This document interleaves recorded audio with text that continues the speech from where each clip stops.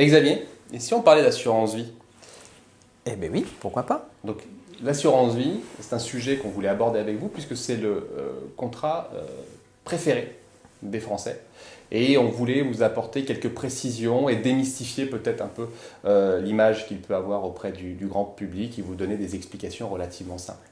Alors le principe de l'assurance vie, c'est un contrat qui permet de constituer une épargne avec une fiscalité avantageuse et une capacité finalement de toucher différents supports de placement, sécurisés ou moins, mais avec des performances plus importantes.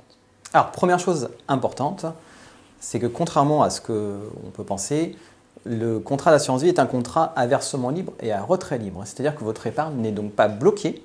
Et je répète bien, contrairement à ce qu'on peut penser, on entend souvent dire, nous en clientèle avec Loïc, que le contrat d'assurance vie est de l'argent qui n'est pas disponible. Sachez que ce n'est pas la réalité puisque ça reste de l'argent disponible. C'est souvent effectivement entendu ou compris par nos clients, puisque la fiscalité finalement est de plus en plus avantageuse les années passant. Donc oui, plus le contrat est conservé et meilleure est sa fiscalité. Mais effectivement, ça sous-entend qu'on peut récupérer l'argent quand on le souhaite. Quels peuvent être les deux objectifs du contrat d'assurance vie?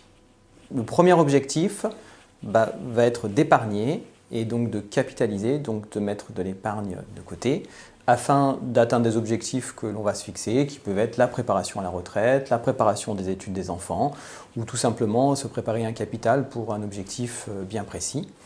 Et donc le contrat d'assurance vie va vous permettre à la fois d'épargner, mais aussi d'avoir du rendement, puisque nous travaillons sur des contrats, ce qu'on appelle des contrats à architecture ouverte, avec la possibilité d'allier en fonction de votre profil investisseur et de votre profil risque, différents supports d'allocation d'actifs et d'actions, ou de fonds peut-être plus sécurisés, ou même voire parfois des fonds immobiliers, dans un but de vous amener vers une optimisation de la rentabilité et donc du rendement.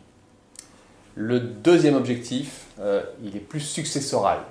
C'est de justement mettre à l'abri l'argent épargné, en grande partie des droits de succession et de léguer finalement ces fonds aux personnes que vous auriez décidé identifier. Donc c'est un excellent outil d'optimisation lié à l'impôt, notamment quand on est effectivement confronté à un événement malheureux comme le décès.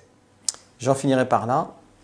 Sachez qu'il est important et que chaque contribuable ou chaque personne du foyer fiscal doit avoir son contrat d'assurance vie. Souvent, le contrat d'assurance vie est un contrat que l'on garde durant toute sa vie, toujours dans l'optimisation et une transmission. Donc, n'hésitez pas, même à prendre date fiscale et à ouvrir un contrat d'assurance vie avec un minimum de versement pour enclencher une date d'antériorité.